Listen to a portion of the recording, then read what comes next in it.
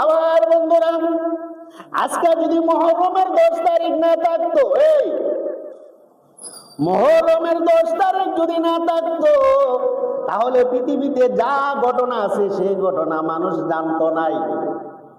আজকে ইউনূস আলাইহিস সালামের ঘটনা জানতো না, হযরত মুসা আলাইহিস সালামের ঘটনা জানতো না, হযরত জাকারিয়া আলাইহিস সালামের ঘটনা জানতো না, হযরত ইউনূস আলাইহিস সালামের ঘটনা জানতো না, এমনকি হযরত নূহ আলাইহিস সালামের ঘটনা জানতো না, এমনকি হযরত আদম আলাইহিস সালাম ও হযরত হাওয়া আলাইহিস সালামের ঘটনা জানতো না। আল্লাহ পাক রব্বুল আলামিন পৃথিবী যে এই মুহররমের মাসে আবার সৃষ্টি করিয়া আবার ধ্বংস করবেন, এই ঘটনা মানুষ জানতো না। একমাত্র মুহররমের 10 তারিখের কারণে বাকিগুলাকে স্মরণ করায়া দে। আমার বন্ধুরা, একদিন আমার নবীর কলিজার টুকরা ইমাম হুসাইন রাদিয়াল্লাহু তাআলা তার আম্মা জানকে ডাক দিয়ে বলতেছেন, আম্মা গো, ও আম্মা, আগামীকাল কি দিন আপনি জানেননি?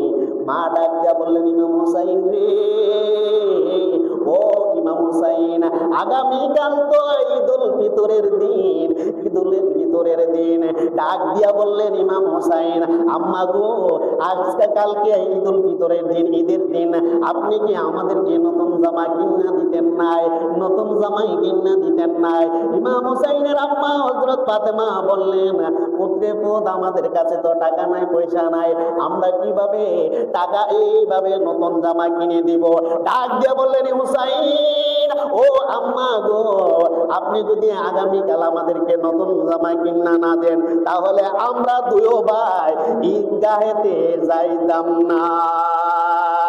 এই কথা বলে রাত্র হয়ে গেল, আবার রাত্রে স্মরণ করিয়া দিল। ডাক দিয়া বললেন, আম্মা গো, আম্মা, আপনি কি আগামীকাল আমাদেরকে নতুন জামা কিনা দিবেন? নতুন জামা যদি কিনা না দেন, তাহলে কিন্তু আমরা ঈদের নামাজ পড়তে যাব না। আমরা দুই ভাই ওয়াদা করলাম। এইভাবে রাত্রের বেলা ইমাম হুসাইন রাদিয়াল্লাহু তাআলা আনহু তার মাকে ডাক দিয়া বললেন, মা কিছু না পেয়ে মা সন্তানকে একটু বোঝানোর জন্য ডাক দিয়া বললেন, হুসাইন,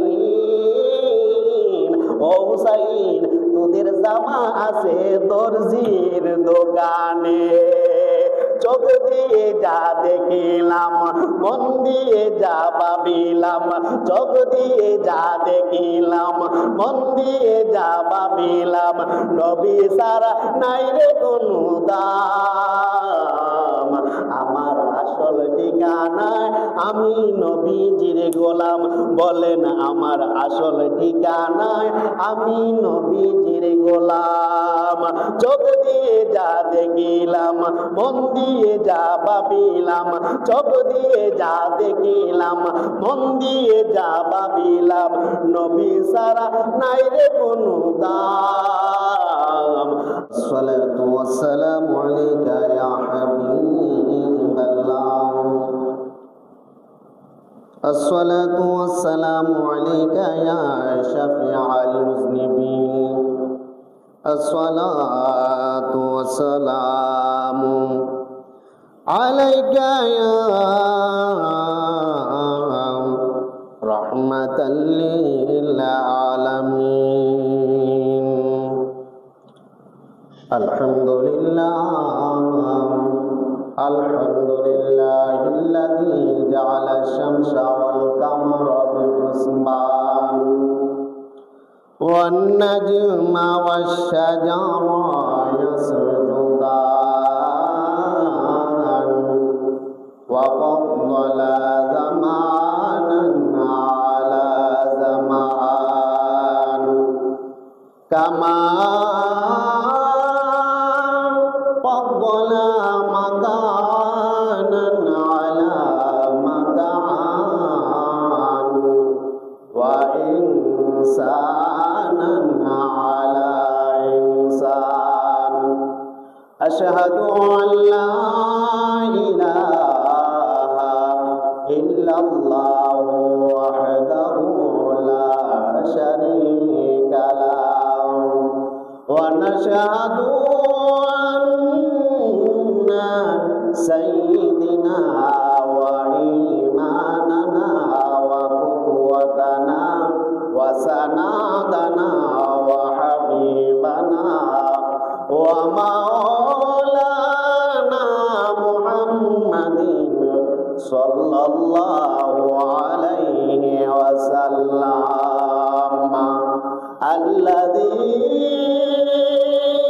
أرسله بالحق بشيرا ونذيرا وداعيا إلى الله بإذنه وسراجا منيرا সকলে আমার সাথে সাথে পড়ো না আউযু বিল্লাহি মিনাশ শাইতানির রাজিম বিসমিল্লাহির রাহমানির রাহিম الذين آمنوا وعملوا الصالحات كانت لهم جنات الفردوس نزلا صدق الله العظيم في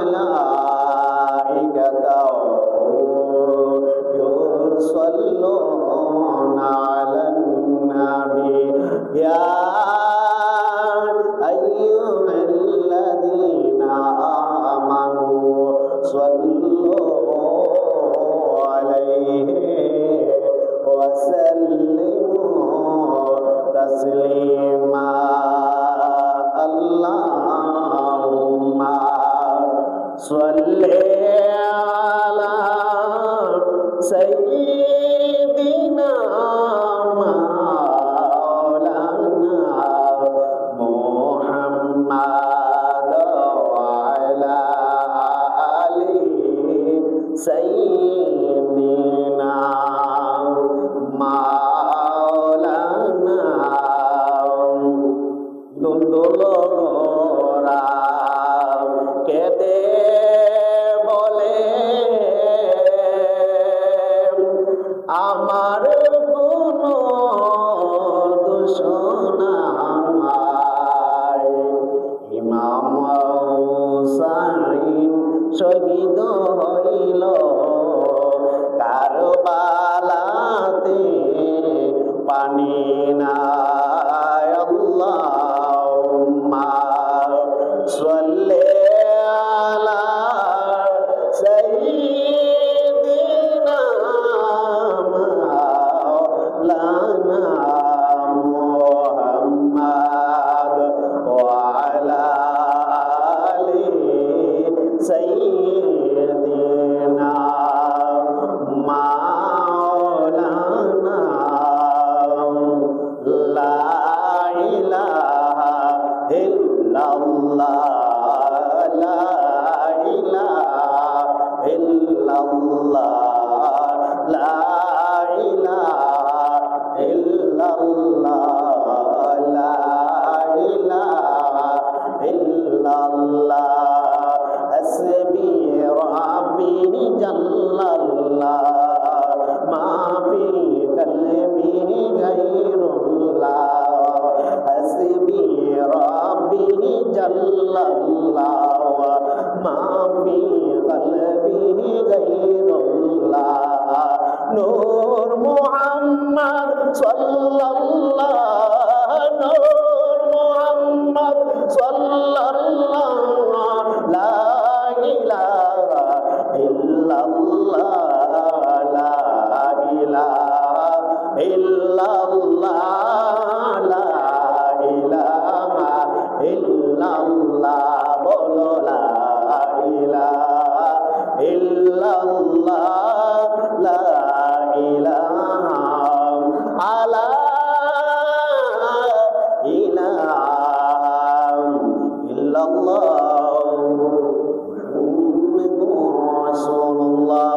সাল্লাল্লাহু আলাইহি ওয়াসাল্লাম। মুহররম, সফর, রবিউল আউয়াল, রবিউস সানি, জমাদিউল আউয়াল। মুহররম, সফর, রবিউল আউয়াল, রবিউস সানি, জমাদিউল আউয়াল। জমাদিউস সানি রজব শাবান রমজান শাওয়াল জিলকদ জিলহজ 12 মাসের নাম। জেনে দেখো মনে রেখো ওহে মুসলমান, জেনে দেখো মনে রেখো ওহে মুসলমান। মুহররম, সফর, রবিউল আউয়াল, রবিউস সানি, জমাদিউল আউয়াল। জমাদিউস সানি রজব শাবান রমজান শাওয়াল জিলকদ জিলহজ 12 মাসের নাম। জেনে দেখো মনে রেখো ওহে মুসলমান, জেনে দেখো মনে রেখো ওহে মুসলমান। আদম থেকে নূহ নবী, নূহ থেকে ঈসা নবী। আদম থেকে নূহ নবী, নূহ থেকে ঈসা নবী। সবারই সেরা আমার নবীর নাম। জেনে দেখো মনে রেখো ওহে মুসলমান, জেনে দেখো মনে রেখো ওহে মুসলমান। মুহররম, সফর, রবিউল আউয়াল, রবিউস সানি, জমাদিউল আউয়াল। মুহররম, সফর, রবিউল আউয়াল, রবিউস সানি, জমাদিউল আউয়াল। জমাদি রজব শাবান রমজান শাওয়াল জিলকদ জিলহজ 12 মাসের নাম। জেনে দেখো মনে রেখো ওহে মুসলমান, জেনে দেখো মনে রেখো ওহে মুসলমান। এই দুনিয়ায় আছে যত ভালোবাসারি মানুষ তত। এই দুনিয়ায় আছে যত ভালোবাসারি মানুষ তত। পাক পাঞ্জাতন ইমানের শান। জেনে দেখো মনে রেখো ওহে মুসলমান, জেনে দেখো মনে রেখো ওহে মুসলমান। জেনে দেখো মনে রেখো ওহে মুসলমান, জেনে দেখো মনে রেখো ওহে মুসলমান। সকলে বলে আলহামদুলিল্লাহ। অধ্যকার ইমানি নোরানি পবিত্র জুমাবার জুমার দিন মুসল্লি বাবাজিরা, আমার পর্দার আড়ালের মা ও বোনেরা, আল্লাহ প্রেমিক, রসুল প্রেমিক, অলি প্রেমিক নওজোয়ান যুবক ভাইয়েরা, সকলের প্রতি আবারও আমার সালাম। আসসালামু আলাইকুম ওয়া রাহমাতুল্লাহি ওয়া বারাকাতুহু ওয়া মাগফিরাতুহু। মহান রব্বুল আলামিনের কাছে শুকরিয়া। আল্লাহ পাক রব্বুল আলামিন আমাকে আপনাকে আল্লাহ নিজে হেফাজত করিয়া আল্লাহর ঘরের মেহমান বানায়া আল্লাহর হুকুম জুম্মার নামাজ আদায় করার মতো তৌফিক দান করেছেন। সেজন্য মহান রব্বুল আলামিনের কাছে আমরা শুকরিয়া আদায় করি। সকলে বলে আলহামদুলিল্লাহ। লক্ষ কোটি দুরূদ সালাম সেই নবীজির কদম মোবারকে, যিনি হায়াতুন নবী, যিনি জিন্দা নবী। আল্লাহ পাক রব্বুল আলামিন সেই নবীর উম্মত বানায়া আমাকে আপনাকে আল্লাহ নিজে পছন্দ মতে এই দুনিয়াতে প্রেরণ করেছেন। সেই নবীর উম্মত হতে পেরেছি বলে সেই মহান রব্বুল আলামিনের কাছে আমরা শুকরিয়া আদায় করি। সকলে আবারও জবানটা ছেড়ে বলে আলহামদুলিল্লাহ। আমার বাবাজিরা, আপনারা সকলে জানেন মুহররমের মাস শুরু হয়েছে। মুহররমের মাস শুরু হয়েছে। আরবি হিজরির প্রথম মাস, সেই মাসটার নাম কি? মুহররম। আমি মুহররমের মাসে 12 মাসের শানে একটি নাত পাঠ করেছি, আপনারা শুনেছেন। এই নাতটা যদি মুখস্থ করতে পারেন তাহলে আপনি 12 মাসের নাম আপনার মুখস্থ হয়ে গেছে। আমরা কিন্তু ইংরেজির নাম জানি, বাংলা মাসের নাম জানি। যদি আপনাকে জিজ্ঞাসা করি আরবি মাসের নাম জানেন কিনা, তো হুজুর এটা কম কম জানি, এটা তো জানি না।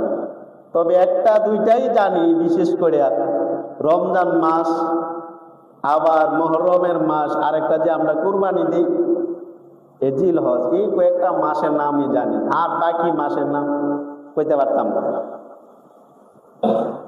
এখন যদি বলি ধারাবাহিকভাবে আপনি 12 মাসের নামটা বলেন,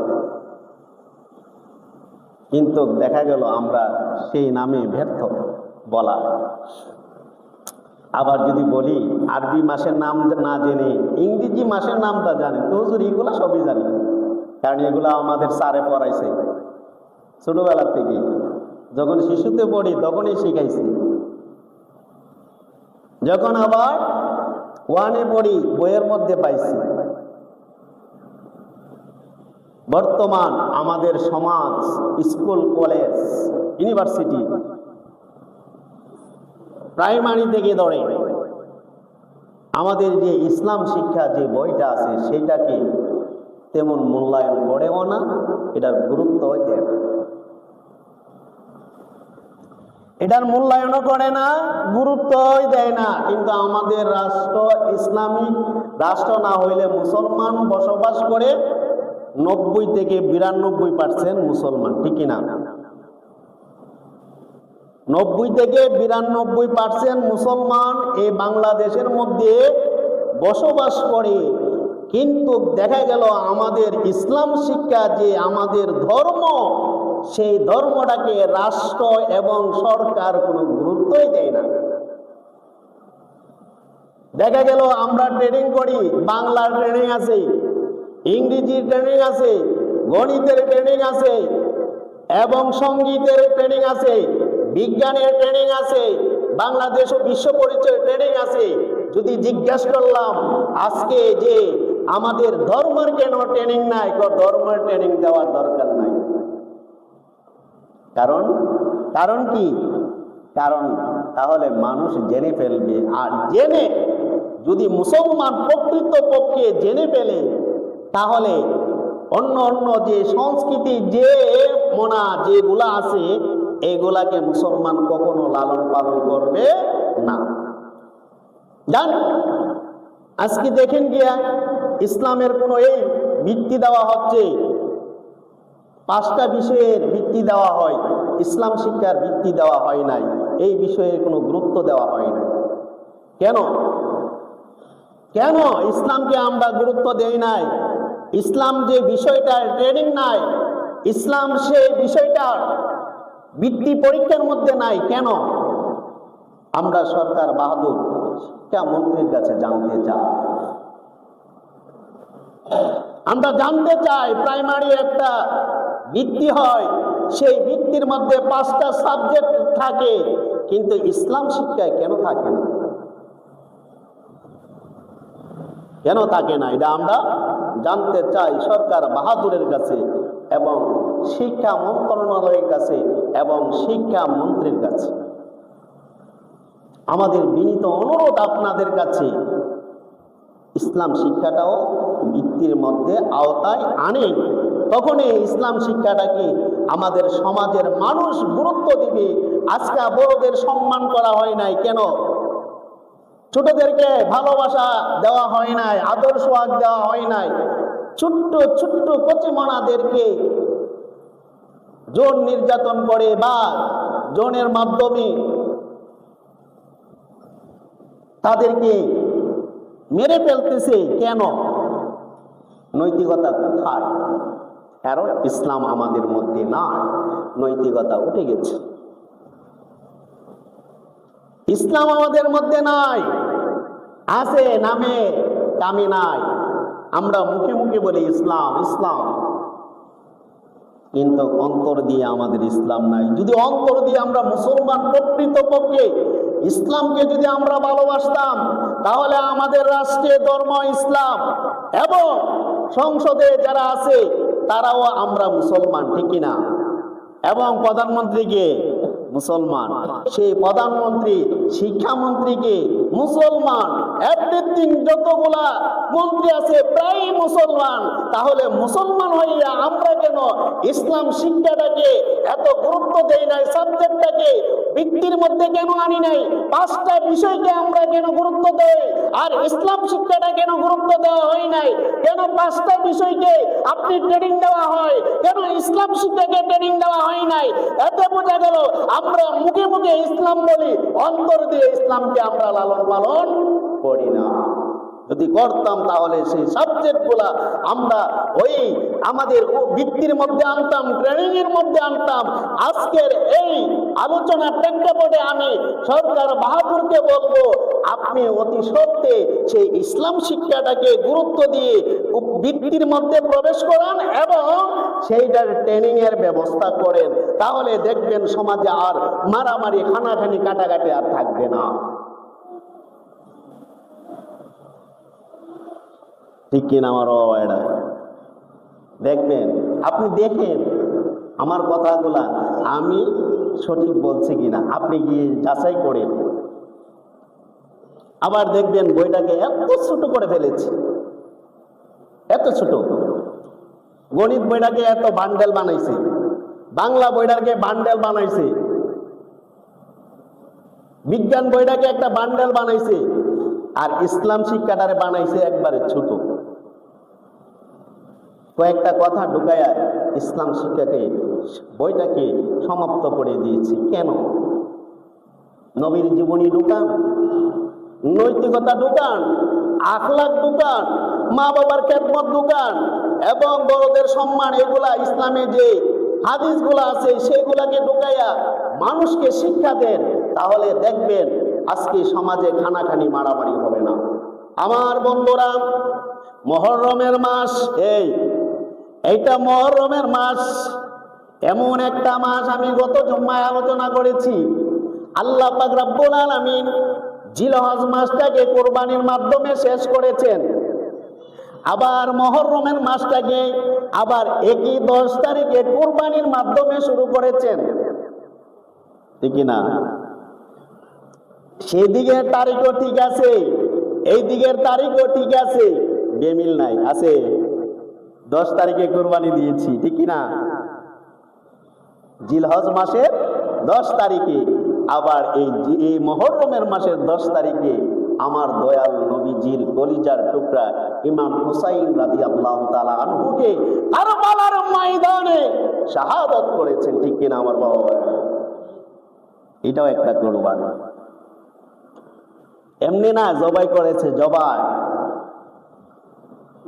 শাহাদত যে করেছে, জবাই করেছে, সীমার নামে একজন পাশা বুকের মধ্যে বৈশাখ, আল্লাহু আকবার, সেই গলাটাকে আলাদা করে দিয়েছে, সেই গলাটাকে নিয়ে তামাশা করেছে, হাসাহাসি করেছে।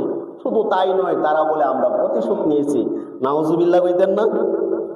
তারা বলে কি আমরা প্রতিশোধ নিয়েছি। এমনকি ওই কল্লাকে আলাদা করে তারা ওই কল্লার উপরে আঘাত করে করে তারা নেচে নেচে তারা আনন্দ করেছে। নাউজুবিল্লাহ। আমার বন্ধুরা, এই মুহররমের মাস এমন একটা মাস, এই মাসে আল্লাহ পাক রব্বুল আলামিন দুনিয়াকে তছনছ করে দিবেন, ঠিক কিনা? এই মুহররমের মাসের 10 তারিখে আমাদের আদি পিতা, আদি মাতা আল্লাহর কাছে ক্ষমা চেয়েছেন, আল্লাহ ক্ষমা করে দিয়েছেন, সুবহানাল্লাহ। সেই মাসটা ছিল মুহররমের 10 তারিখ। আমার বন্ধুরা, হযরত নূহ আলাইহিস সালামে আল্লাহর কাছে বলেছিলেন, আল্লাহ গো, আমি আর পারবো না, আমার উম্মতদেরকে প্লাবন দিয়ে মেরে ফেলেন। তারা, আমি যখন আপনার তাওহীদের দাওয়াত দিতে চাই, তারা আমারে মানে না, বন্ড বলে। আল্লাহ বলেছেন, নূহ তুমি কি চাও, প্লাবন দিয়ে তাদেরকে মেরে ফেলেন। আল্লাহ পাক রব্বুল আলামিন হযরত নূহ আলাইহিস সালামের কথাটাই শুনিয়ে আয় প্লাবন দিয়েছিলেন। আর প্লাবনটা একদিন নয়, 2 দিন নয়, 3 দিন নয়, 40 দিন এই প্লাবন রাস্তায় ছিলেন। আর ওই প্লাবন থেকে মুক্তি পেয়েছিলেন মুহররমের মাসের 10 তারিখ। সুবহানাল্লাহ বলেন, সুবহানাল্লাহ। মুহররমের মাসের 10 তারিখ হযরত ইউনূস আলাইহিস সালাম মাছের পেটে পড়ে গেছিলেন। এই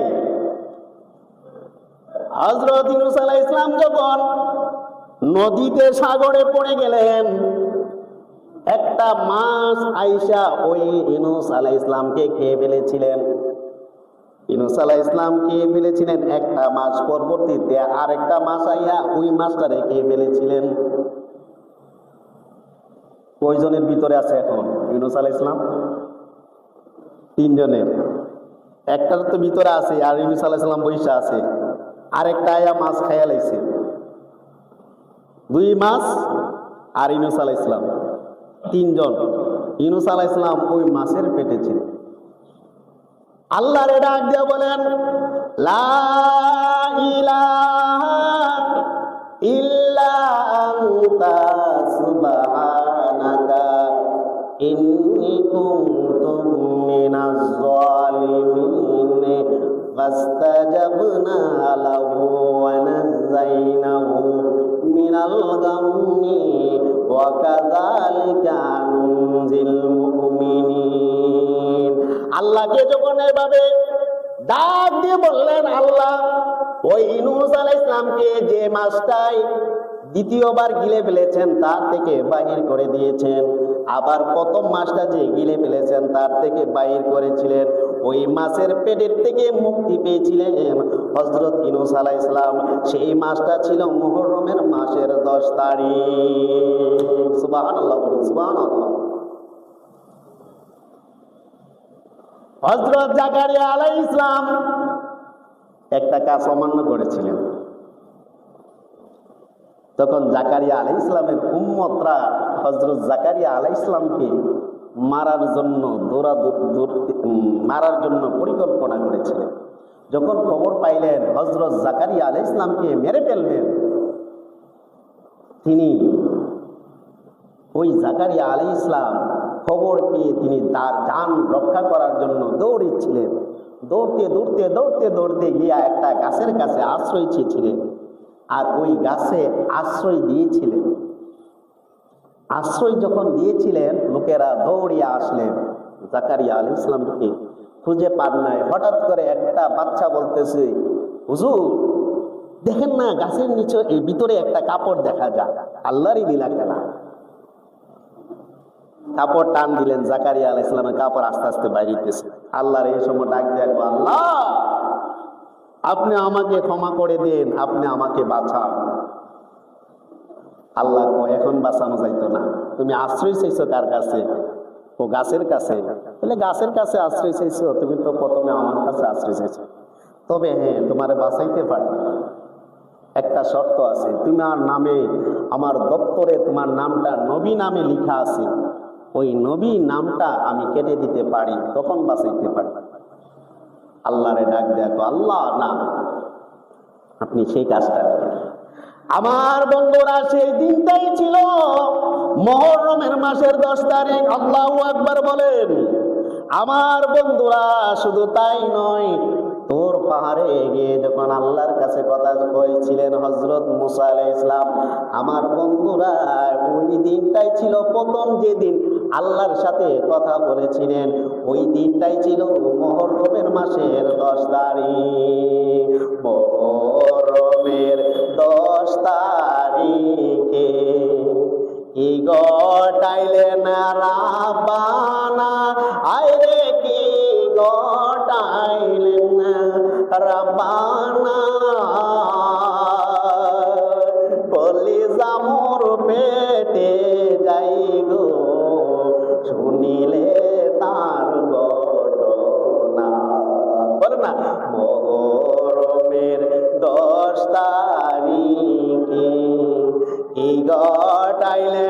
রাব্বানা হায়রে কি ঘটাইলেন রাব্বানা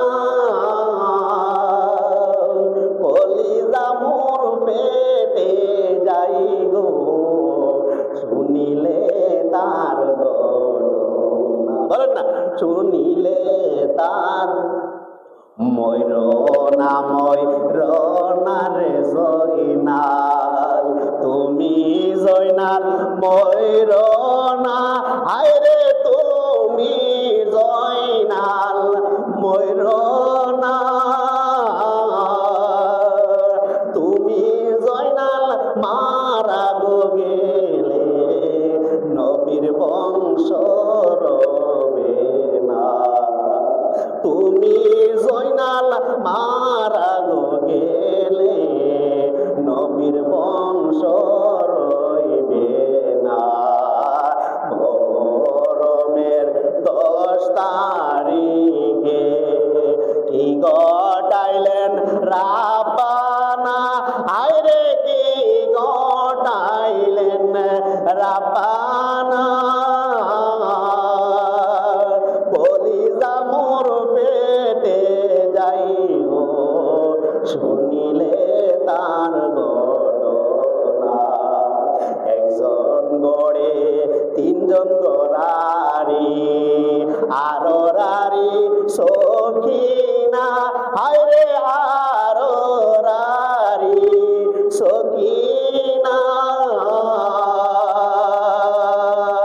আমার কান দাইয়ারে সবাই চলে গেল রইল না মহরমের 10 তারিখে কি ঘটাইলেন রাব্বানা হায়রে কি ঘটাইলেন রাব্বানা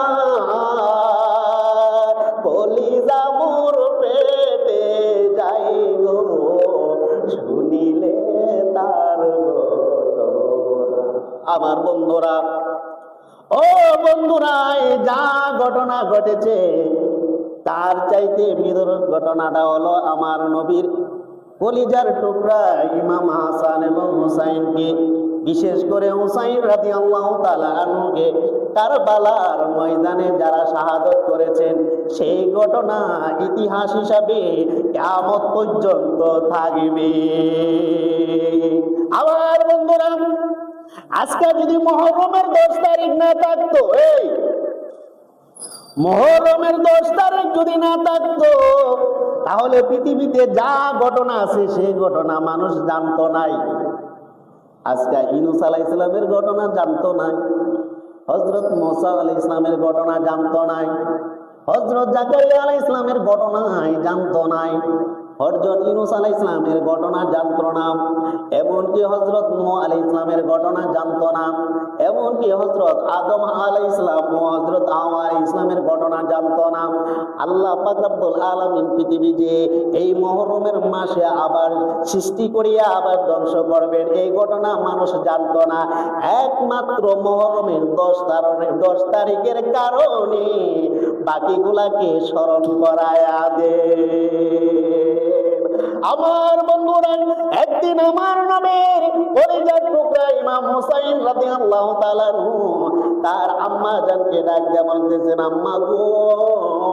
ও আম্মা আগামীকাল কি দিন আপনি জানেননি মা ডাক দিয়ে বললেন ইমাম হুসাইন রে ও ইমাম হুসাইন আগামীকাল তো ঈদুল ফিতরের দিন ঈদুল ফিতরের দিন ডাক দিয়া বললেন ইমাম হুসাইন আম্মা গো আজকে কালকে ঈদুল ফিতরের দিন ঈদের দিন আপনি কি আমাদেরকে নতুন জামা কিনা দিতেন নাই নতুন জামাই কিনা দিতেন নাই ইমাম হুসাইনের আম্মা হযরত ফাতেমা বললেন পুত্রে পুত আমাদের কাছে তো টাকা নাই পয়সা নাই আমরা কিভাবে টাকা এইভাবে নতুন জামা কিনে দিব ডাক দিয়ে বললেন হুসাইন ও আম্মা গো আপনি যদি আগামীকাল আমাদেরকে নতুন জামা কিনা না দেন তাহলে আমরা দুই ভাই ঈদগাহেতে যাইতাম না এই কথা বলে রাত্র হয়ে গেল আবার রাত্রে স্মরণ করিয়া দিল ডাক দিয়া বললেন, আম্মা গো আম্মা, আপনি কি আগামীকাল আমাদেরকে নতুন জামা কিনা দিবেননি?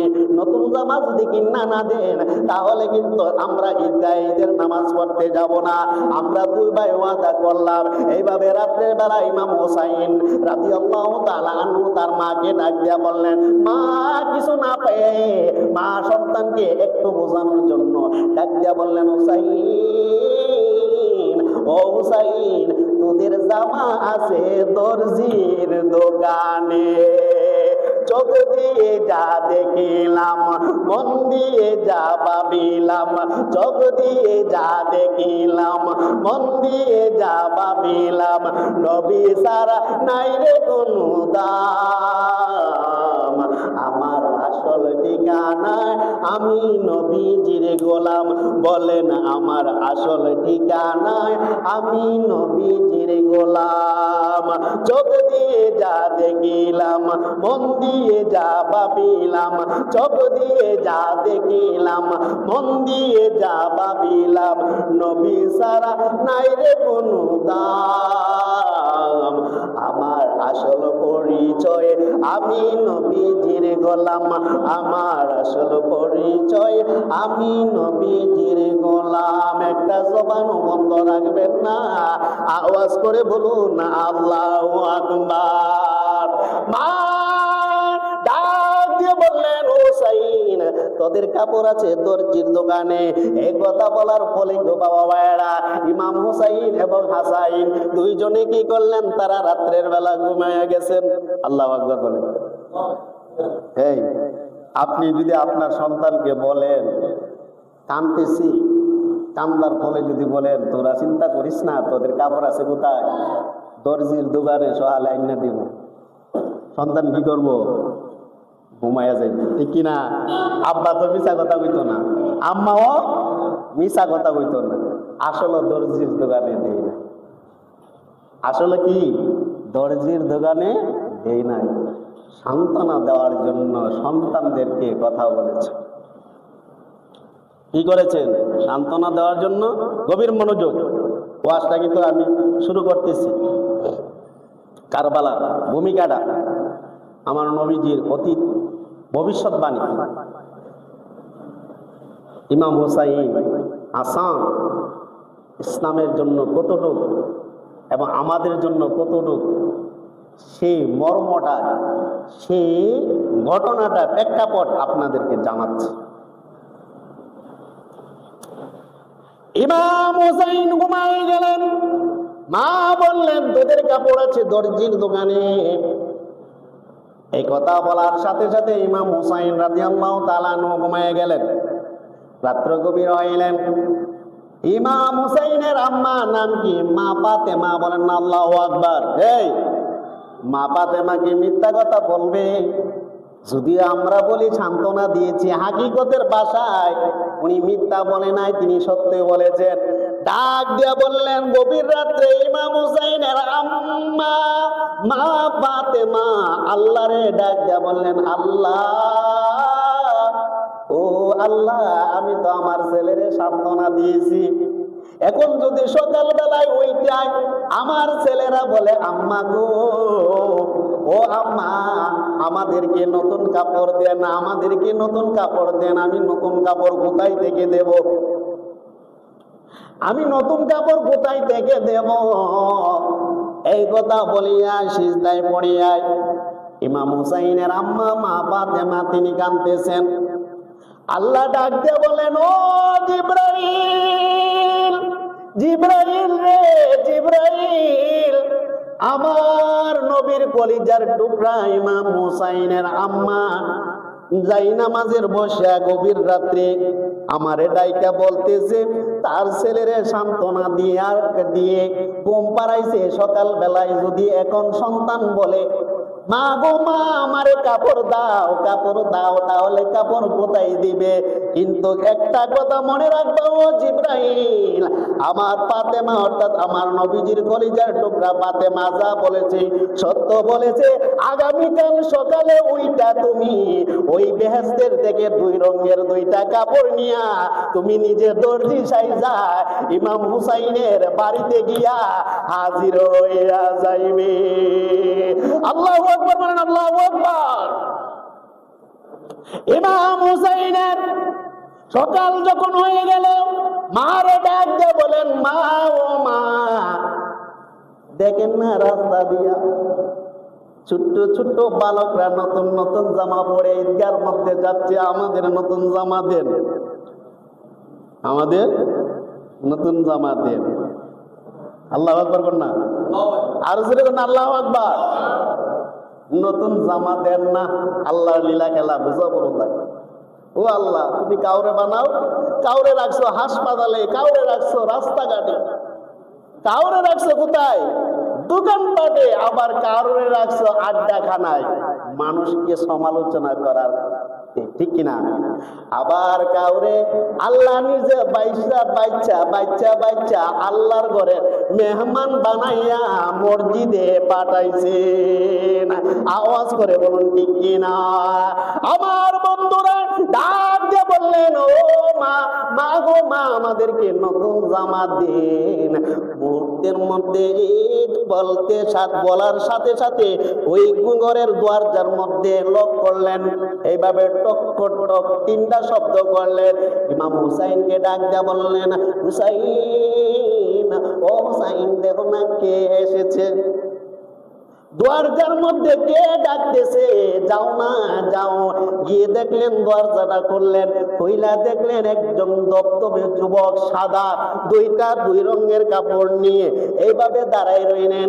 ইমাম হুসাইন রাদিয়াল্লাহু তাআলা আনহু যখন দরজাটা খুললেন, খোলার সাথে সাথে ইমাম হুসাইনকে বললেন, নেও, তোমার আম্মা না রাত্রের বেলা বলেছিল দর্জির দোকানে কাপড় আছে, আমি সেই দর্জি, আমি তোমাদের কাপড় নিয়ে তোমাদের বাড়িতে চলে আসলাম। এই কথা বলার সাথে সাথে ইমাম হুসাইন 2 রঙের কাপড় নিয়ে আসলেন। আইনা আম্মারে বললেন, আম্মা গো, দেখেন 2টা কাপড় আপনি যে রাত্রের বেলা বলেছিলেন দর্জির দোকানে কাপড়, সেই কাপড় নিয়ে দর্জি নিয়ে আসলেন 2 রঙের। এই কথা বলার সাথে সাথে ইমাম হুসাইনের আম্মা মা ফাতেমা চিন্তায় পড়ে গেলেন, বুঝতে পারলেন এটা আল্লাহর লীলা খেলা ছাড়া কিছু হবে না, আমার দয়াল নবীজি ছাড়া কিছু হবে না। এই কথা বলার সাথে সাথে মারে ডাক দিয়া বললেন, মা গো, আমি কোন রঙের কাপড় পরবো? সুবহানাল্লাহ বলেন। মারে ডাক দিয়া বললেন, মা, কোন রঙের আমি কাপড় পরবো? আমি কি সবুজ রঙের কাপড় পরবো নাকি লাল রঙের কাপড় পরবো? ডাক দিয়া বললেন, ইমাম হুসাইন, ও হুসাইন, তুমি সবুজ রঙের কাপড়টা পরো, তোমার ভাইকে দাও লাল রঙের কাপড়টা। এইভাবে যখন সবুজ রঙের কাপড়টা পরলেন, 2 ভাইয়ে 2 কাপড় পরলেন। ডাক দিয়া এমন ভাবে বললেন, হুসাইন, হুসাইন রে। এইভাবে চেহারার দিকে ইমাম হুসাইনের আম্মা তাকায় রইলেন। দেখবেন সন্তানরা যখন ভালো লাগে, মা বাবা একটু নজরে তাকায় কিনা, কাপড় পরার বলে একটু কিন্তু তাকায়, খুব ভালো লাগতেছে। ডাক দিয়ে বললেন, হুসাইন, আর দেরি করবো না, চলো চলো যাব তোমার নানার কাছে। নানা সেই দিকে মনে হয় প্রস্তুতি নিয়েছেন, নানার কাছে চলে গেলেন। 2 ভাইকে নিয়ে এভাবে হাতে ধরে মা 2 জনকে নিয়ে চলে গেলেন। ডাক দিয়ে বললেন, নানারে সালাম দিলেন, বাবারে সালাম দিলেন, আসসালামু আলাইকুম ওয়া রাহমাতুল্লাহ। নবীজি ওই 2 নাতিকে দেখে মুস্কি মুস্কি হাসেন আর বলেন, হুসাইন, ও হুসাইন, নতুন জামা কোথায় থেকে পাইলা?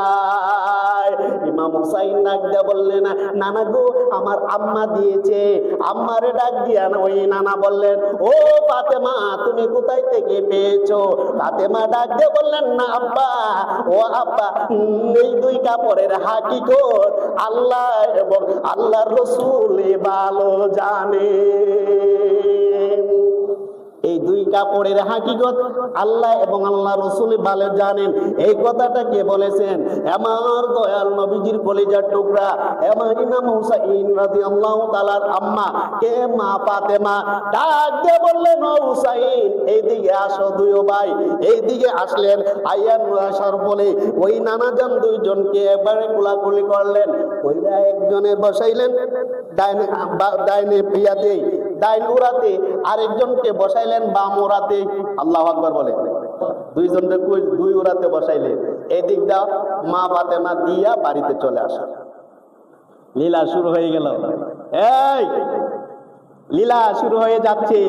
আমার যুবক ভাইরা দুইজনকে দুই হাঁটুতে বসাইয়া একজনকে ঠোঁটের মধ্যে চুমা দিলেন, আরেকজনকে গলার মধ্যে চুমা দিলেন। সুবহানাল্লাহ বলে। কে দিয়েছেন? নবীজি। কে দিয়েছেন? নবীজি। একজনকে দিয়েছেন কোথায়? বড় জনকে দিয়েছেন টুটে, আর ছোট জনকে দিয়েছেন গলার।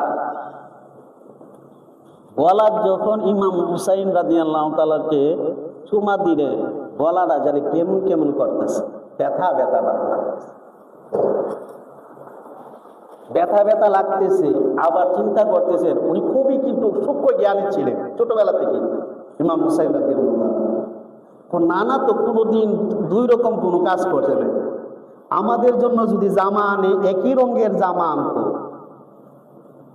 খাবার আনলে একই রকমের খাবার আনতো, কারোর জন্য বেশি আনতেন না। দুইটা যদি চকলেট আনতেন, আমার লাগে দুইটা চকলেট আনতেন, আমার ভাইয়ের লাগে দুইটা চকলেট আনতেন। খেজুর যদি আনতেন, একটা খেজুর আমার জন্য আনতেন, আরেকটা খেজুর আমার ভাইয়ের জন্য আনতেন। কিন্তু আজকার বিষয়টা তো ভিন্ন রকম লাগতেছে।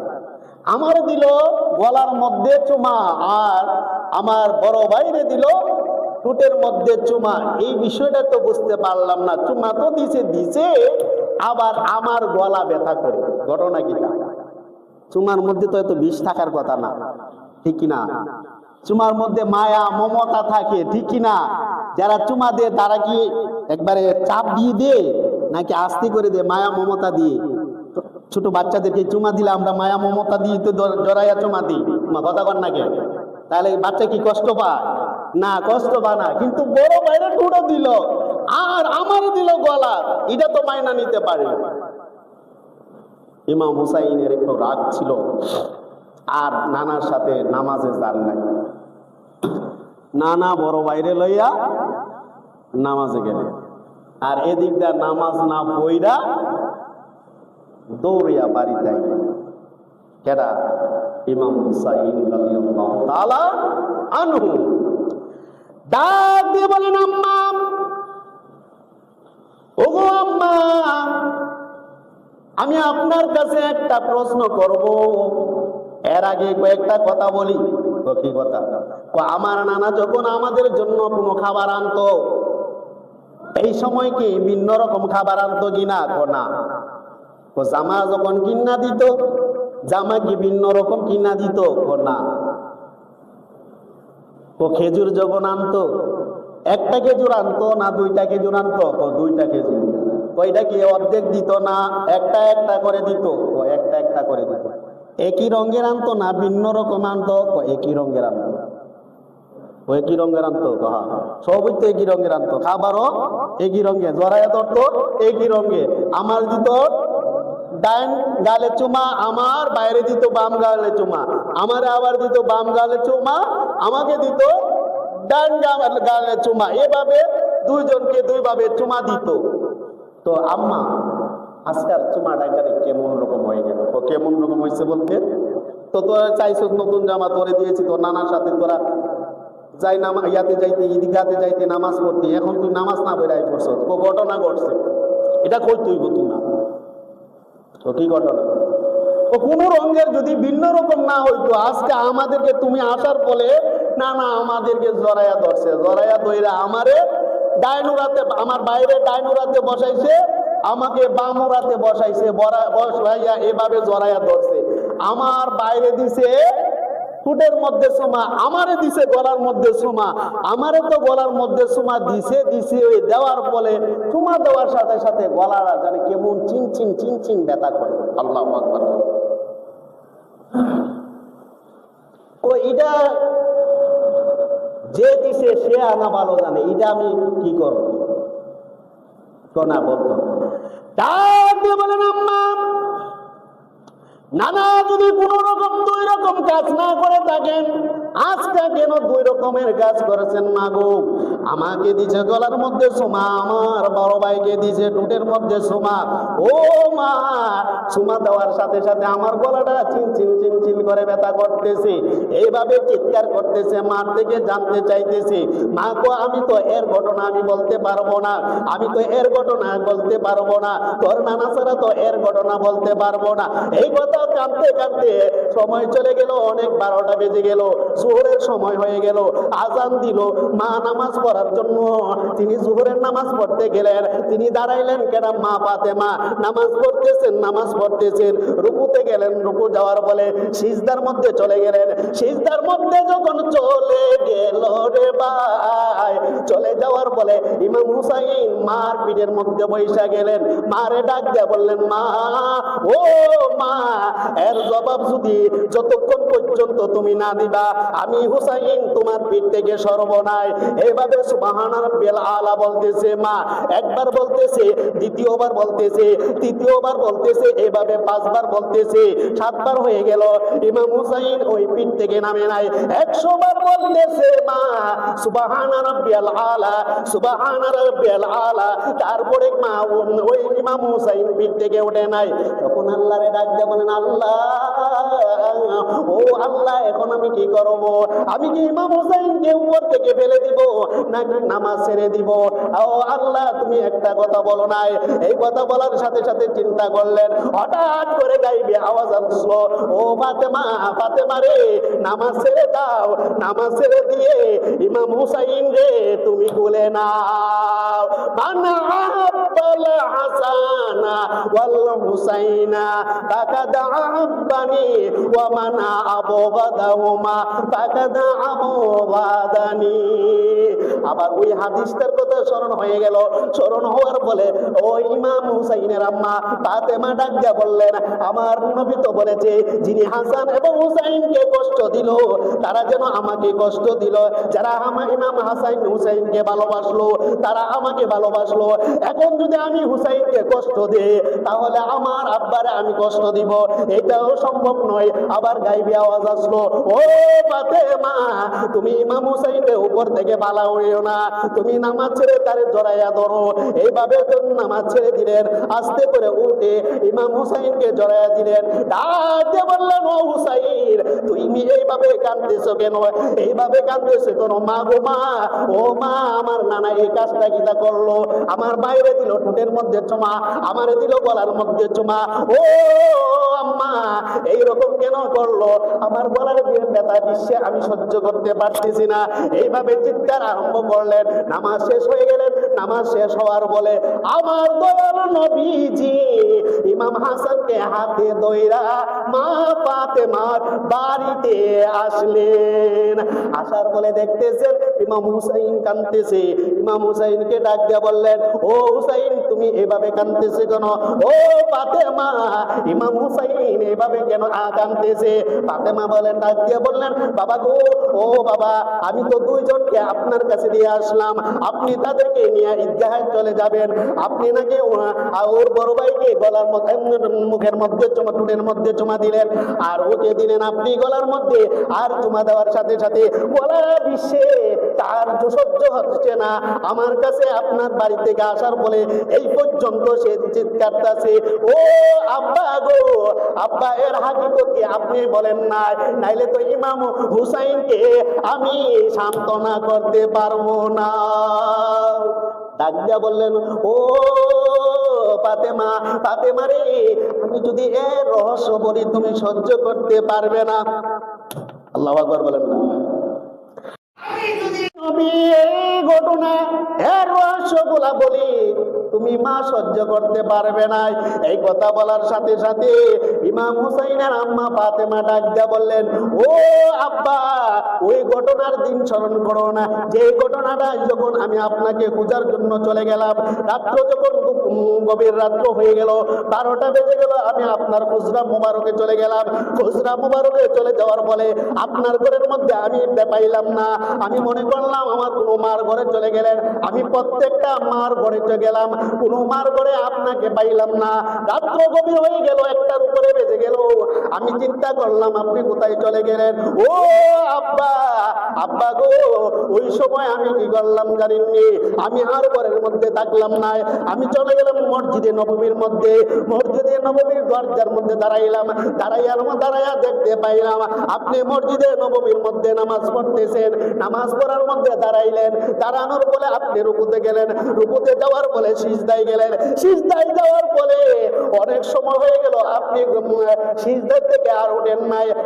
আর মনে হইল আপনার কি হয়েছে। আমি মসজিদের নববীর মধ্যে ঢুকলাম, ঢোকার ফলে আপনার শরীরে হাত দিলাম, আপনার শরীরে যেন ঠান্ডা হয়ে আসছে।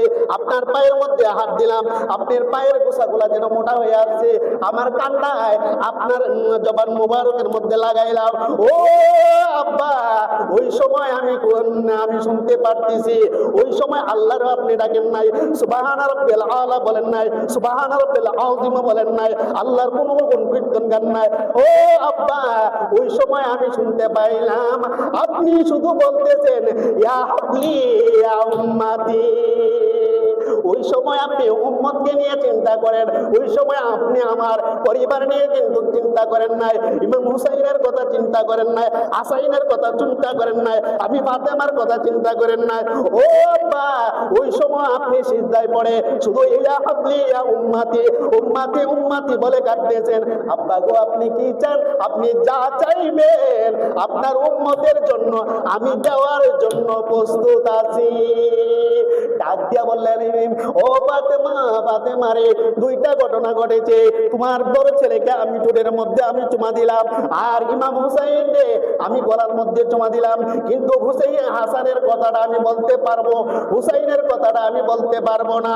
ও বাবা, হাসাইনের কথাটা যে জায়গার মধ্যে আপনি বলতে পারবেন, হুসাইনের কথাটা আপনি বলতে হবে, নইলে হুসাইনকে আমি ঠান্ডা করতে পারবো না। ডাক দিয়া বললেন, ও ফাতেমা, ও ফাতেমা, এমন একটা সময় আসবে রে আমি নবীও থাকবো না, আলী কারামুল্লাহ ওয়াজহও থাকবে না, তুমি ফাতেমাও থাকবে না। এ ফাতেমা, ইমাম ফাতেমা, ও ফাতেমা, হাসানও থাকবে না, শুধু একমাত্র হুসাইন থাকবে। ওই সময় কেউ কারো সাহায্য করায় আমিও তোমার হুসাইনের জন্য সাহায্য করতে পারবো না। তুমি মা হয়ে তোমার ছেলের জন্য তুমি সাহায্য করতে পারবা না। তোমার স্বামী আলী কারামুল্লাহ ওয়াজহ বাবা হয়ে বাবা সন্তানকে সাহায্য করতে পারবে না, সে তার বড় ভাই হাসানও তার সাহায্য করতে পারবে না। এই দুনিয়াতে কেউ থাকবে না, থাকবে না, থাকবে না। আমার একদম উম্মত ক্ষমতার লোভে, ক্ষমতার লোভে, ক্ষমতার লোভে আমার এই বড় ছেলে, তোমার বড় ছেলে হাসানকেও শাহাদত বরণ করবে। ও বন্ধুরাই, এই বড় ছোট ছেলে হুসাইনকেও আমার একদম উম্মত ক্ষমতার লোভে, ক্ষমতা পাওয়ার জন্য এই হাসানকে গলার মধ্যে ছুরি লাগাইবে। আল্লাহু আকবার বলেন, আল্লাহু আকবার।